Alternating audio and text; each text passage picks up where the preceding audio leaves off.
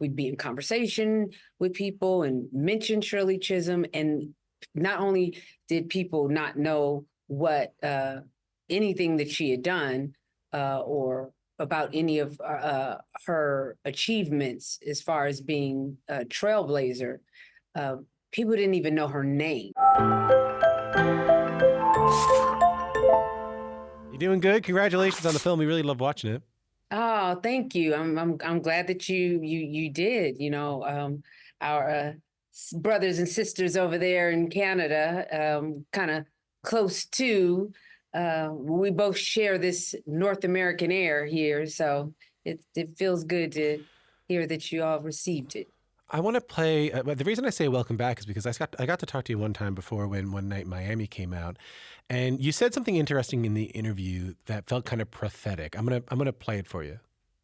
If Regina King had one night to sit down with three of her contemporaries, three people from various fields who respect you enough to challenge you and help one another out and be tough and be kind and be strong, who are those three people and why? Shirley Chisholm, my mother, maybe Ambassador Shabazz, Malcolm's eldest daughter.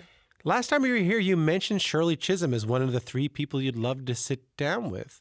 Yeah, and we had not even had a script written at that point. We knew that we wanted to tell Shirley's story, but we hadn't really had an entry point at that. So that's very cool. I can tell you're a bit caught off guard by it. I was like, oh gosh, who did it? First of all, I hate hearing my voice. I was like, why was I speaking? I felt like I was yelling at you. I didn't mind. So that was what I was feeling initially when it come in. And the fact that Shirley's name was the first name that I thought, which was really interesting because, you obviously you're asking me the question, and I got what the question was, and so I had to be coming up with people in my head, and I just led with Shirley. So that's kind of cool. It's kind of like a full circle moment in a lot of ways. It feels like it. When did you first hear about her? I first heard about Shirley maybe fourth grade. Here in America, Black History Month is if you go to a public school, most public schools, not all, during Black History Month, a couple minutes out of the day is when you will learn about a Black person in history that has done really huge things that have made an impact in some way on people. And one of those, like my third or fourth grade year, Shirley Chisholm, that teacher decided that Shirley Chisholm would be part of the curriculum. And so each day would be a different person.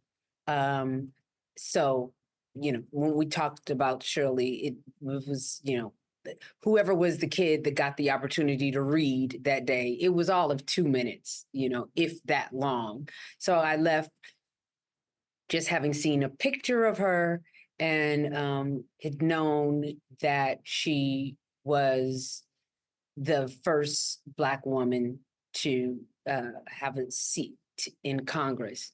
And if I'm being completely honest, I probably didn't know or really retain that specific thing. I know that we weren't taught about her running for president and being the first Black person and woman to run for the Democratic Party in 72.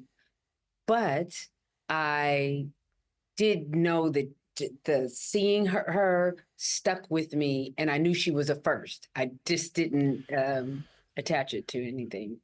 When did you start to when did this story start to come to you for this film? When did you start to realize this is a story that maybe needs to be told? Well, I would say it was probably a few years after that, when my sister, who had gone, she's 4 years younger than me, um, had never in any of her grades been taught about Shirley Chisholm. And so my mother kind of gave us, a little more context and more information about her. And so, that kind of landed on Raina and I, and then cut to our late teens, early 20s. We realized like we'd be in conversation with people and mention Shirley Chisholm. And not only did people not know what anything that she had done or about any of her achievements as far as being a trailblazer, uh, people didn't even know her name. And that was like, oh, wow. And then a couple people, now let's jump ahead even further, further. Now we have Google, and now we can look people up.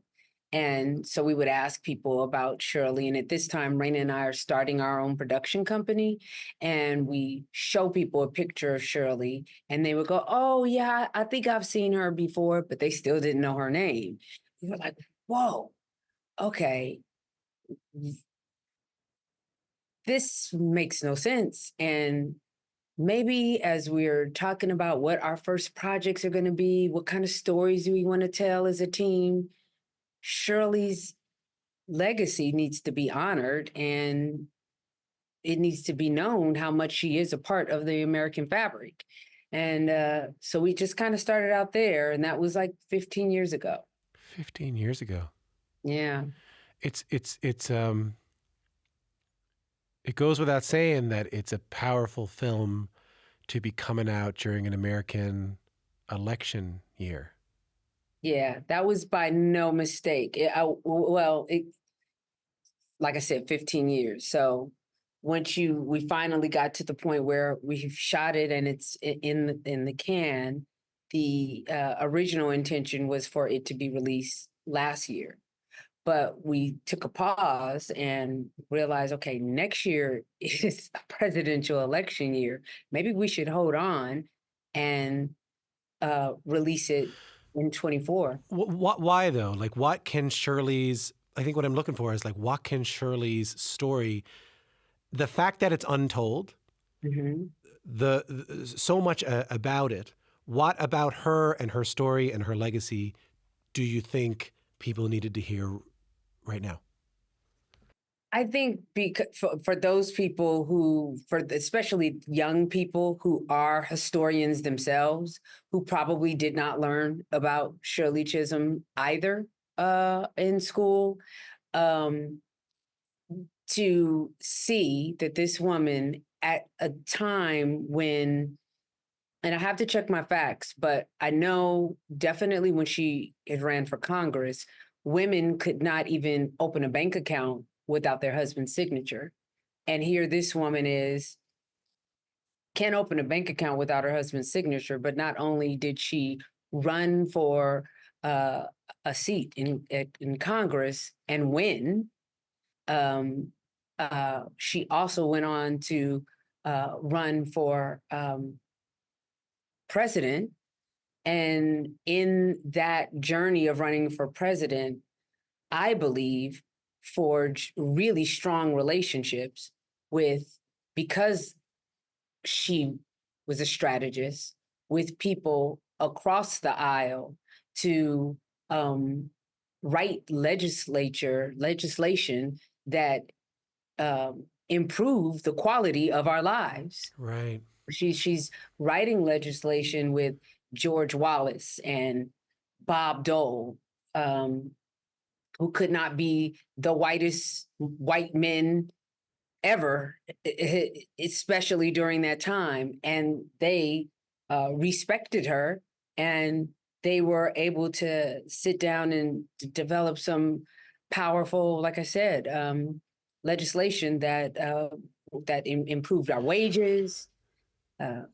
That's so interesting, Regina. You know, the idea, and now I understand that not only is she just a powerful person who we're not taught about a lot in schools, and I can add that in Canada here, Mhm. but also I think when I asked you, to be honest with you, when I asked you, why release this during an election year, I thought you were going to say, oh, well, it shows that people can be groundbreaking and people can make a difference in their own way. But I never thought that you'd say, in this time of, very little cooperation between people, here was someone who was castigated legally, who reached across the aisle to try and make progress happen for people. Yeah, yeah, and it's to that point, that campaign was a really lonely road, and a lot of support that she had thought she would have gotten from people who shared the same uh, views of the climate of our country, the same ideas of the possibility of what this country could do and could and the wealth that this country had that was leaving people behind. Uh, those people that shared those same ideals weren't supportive of her campaign, but yet she's still pushed, through. I've been talking about just as far as Trump winning the the becoming the president of the United States. I'm laughing at the sigh. I'm laughing at the sigh in between of and the United States.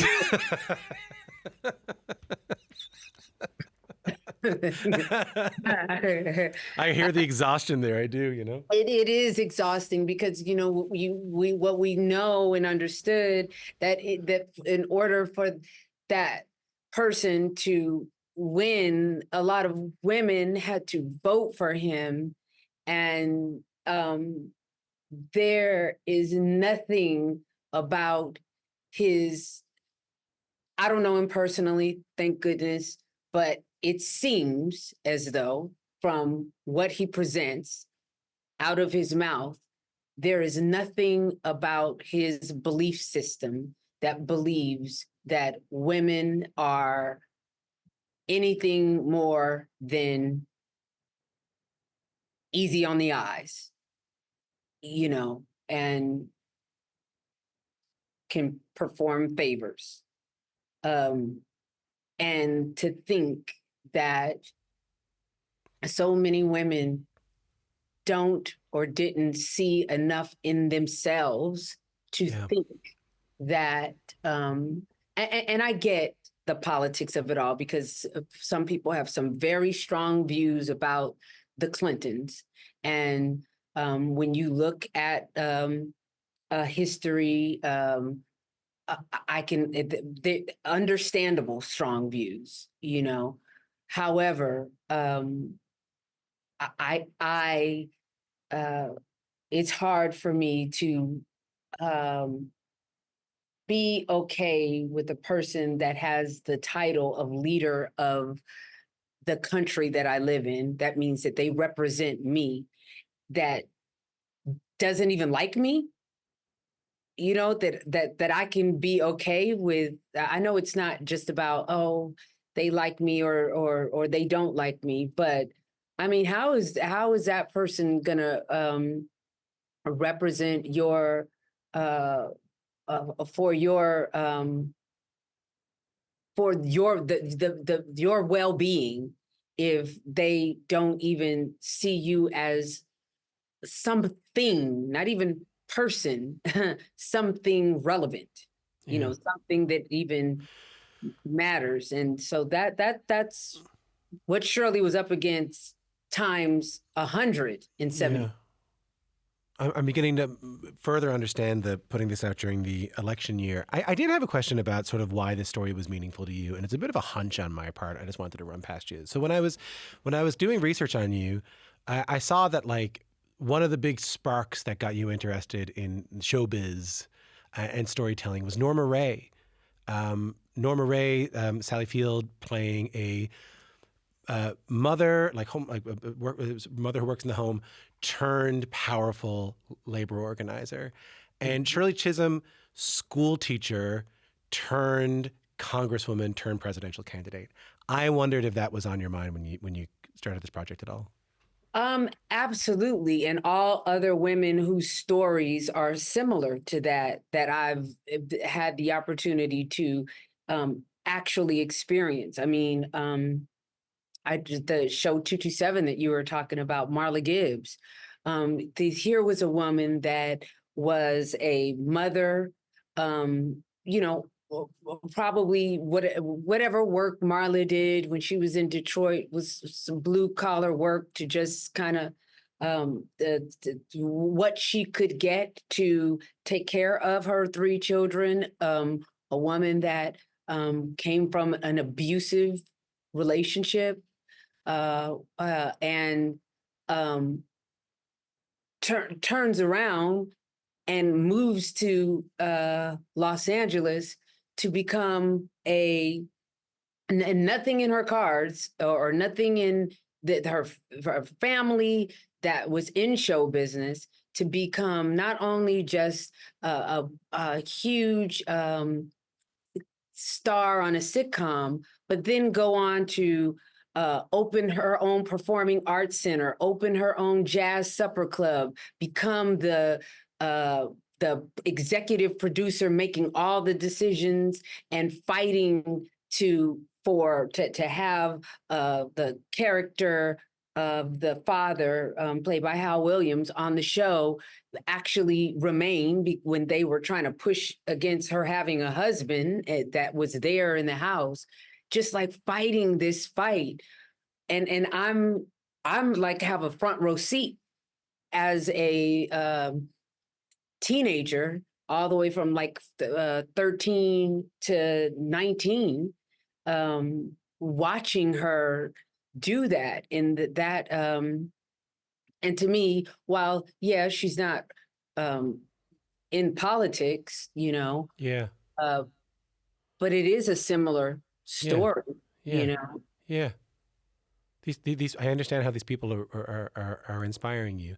I have a question for you right after that, though. So right after you're on that show, this has been sticking in my mind. Right after that, people usually skip to Boys in the Hood, the kind of the big role you had after that. There's a line in there that says she was at college, she was studying to be a dentist when she got the call to be Boys in the Hood, and everyone skips to the call. I want to stay on that for a second. Why did you want to be a dentist? But look at these teeth. I've never whitened them. I have had retainers, but I just I had the best childhood dentist ever. Dr. Rubel, and his wife Babe was his dental assistant, and they really made me understand the importance of dental hygiene and how it also plays a part in your overall health. But so many of my friends hated the dentist, and I so look forward to going to the dentist because not only did Dr. Rubel and Babe were very they had a great, I guess, bedside manner, if you will. But they made the whole dental thing fascinating. Like he would put a mirror up and let you like see what he was doing. And I just, that was just fantastic to me. And I just started paying attention to people's teeth. And how a lot of people say the eyes are the way into people's soul, or you can really understand how a person is. I kind of, not that I don't look in the eyes, but I kind of believe that you know, how a person's teeth look kind of say a lot about themselves, about their character, you know. And You're making me really self-conscious here, by the way. You really are, so, look, most people who laugh and smile big feel very confident about their oral situation. So Fair enough. So given the passion that I just heard you had for dentistry in college, how persuasive was that phone call to get you to stop doing that and to be in Boys in the Hood? I didn't like school enough. I love to learn, but the amount of sitting in a classroom that I had to be real with myself. You know what I mean? And the reality is that would have been, I would have gotten, I don't know, partway through and I would have given up. I mean, I'm just not that interested in just classroom learning. Right. It's always been a tough spot for me. I like to move and go and experience and learn. I like to learn by experience. I like to read about something and then, find my way into the something. And not someone pointing at a chart and saying, that's the molar. I understand. But did you have any idea when you took that job or when you worked on that job on Boys in the Hood? It's easy to look back now and kind of go like, what a groundbreaking film. What an iconic film. Did you have any idea then? I knew that we were doing something that I had never seen before. And what was that? In film, but Boys in the Hood. I've never seen a story that seemed to capture a real neighborhood experience that kind of touched on all the different parts of growing up in a certain area. In this case, South Central, but you know, there is a South Central in every city, you know, that just felt like captured a world of people that I know so honestly. Yeah. I didn't feel like I'd seen that before. I'm sure, you know, someone would probably say like a Cooley High or something like that would fall in the same category. But I personally feel like Cooley High didn't speak to me. By the way, I love Cooley High. I still joke with one of my favorite lines in that film, but it did not speak to me the same way Boys in the Hood did. What's the line you love in Cooley High?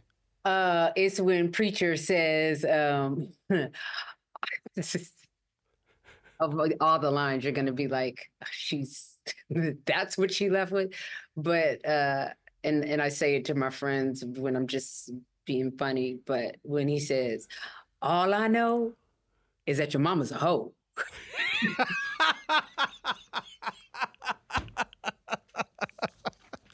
You know, I didn't think you could surprise me more than just how much you love teeth, but you really surprised me again. That really did it. That was my takeaway, right? Can you give me an example of something you took from working on that film, whether it be something you noticed on set, something you took in, because that was John Singleton's debut, right? That was his first film.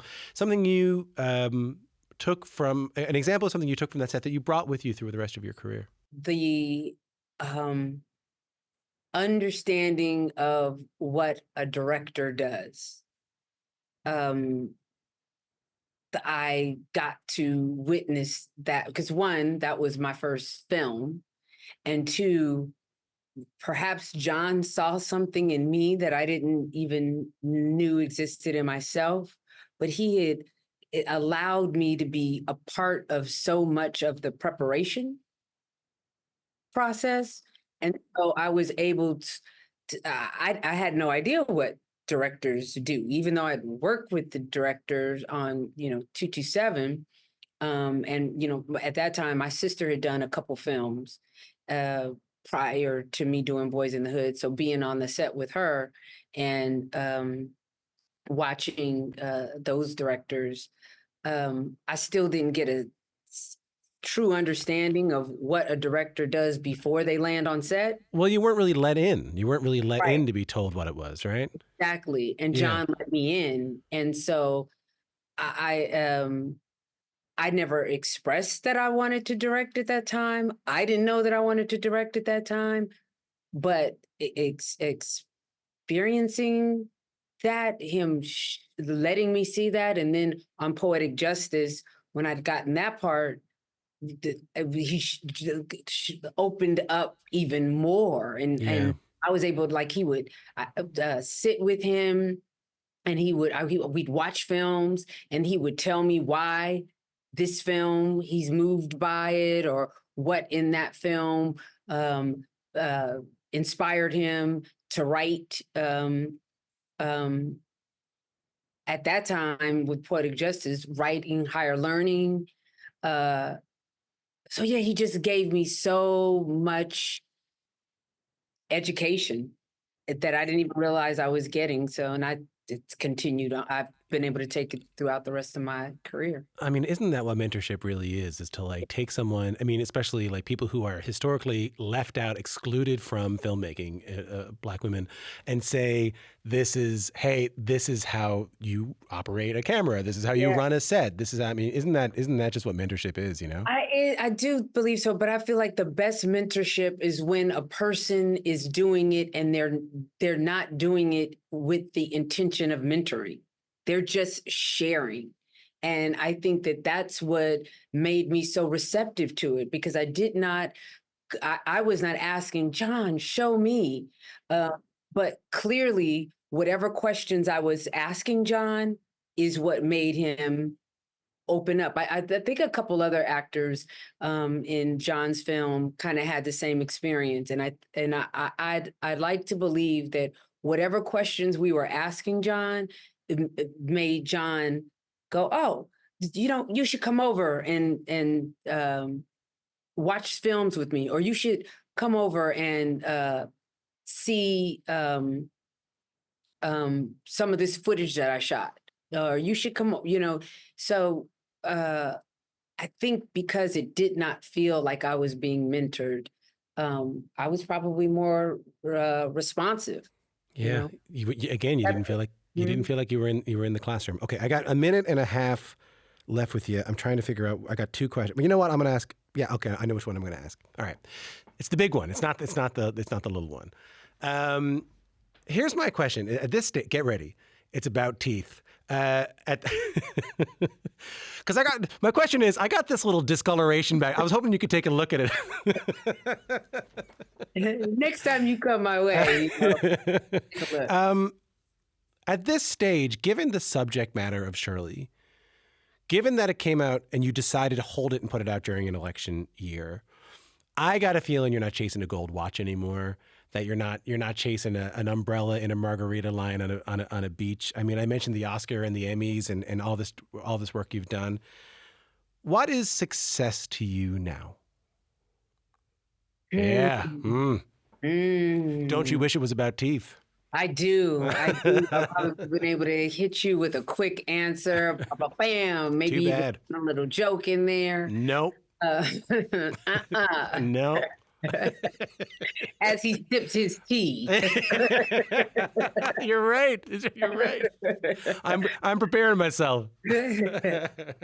Oh, wow. Success for me. I mean, I guess there is a certain amount of success with Shirley just making it to the finish line, to be able to sit here and talk to you about this film that's about to come out. A film about a woman that is that should be celebrated because she's activated so many, and that we're able to bring it to the audiences during a space that's fit for her, just because of who she is indicative of success. For this to have been a 15-year journey that my sister and I have been on to get this film done. So many things that come into play through that journey that, put the film on pause, put the development on pause, and for us to be here as sisters and partners, releasing it out into the world is success to me. And also, I think a great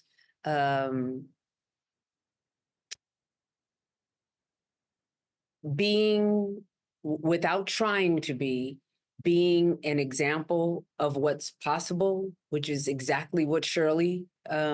That was just at the very end. If I don't achieve this now, I'm an example that it is possible. I feel like Raina and I are an example of what is possible. And if we inspire anyone to push outside of their comfort zone to make a dream a reality, that's just success on top of success. That's beautiful, Regina. I'm so glad I didn't ask you about teeth. Oh, well, thank you. And maybe it's because you put down your tea and looked like you were leaning in. I got it. I was ready. I was all ready to go. And you were right that it was tea, by the way. It wasn't even coffee. You got a sixth sense about that. You kind kind of of seem like I'm a tea lover. And so you kind of seem like you have that type of vibe. It's a plaid shirt and the beard. I get it. I'm not wearing sandals, but it's pretty close. Lovely. I'm wearing sandals, though. Oh, no. I'm glad. We got more in common than we thought. Lovely to meet you. Thanks so much for doing this. Thank you. I enjoyed the time.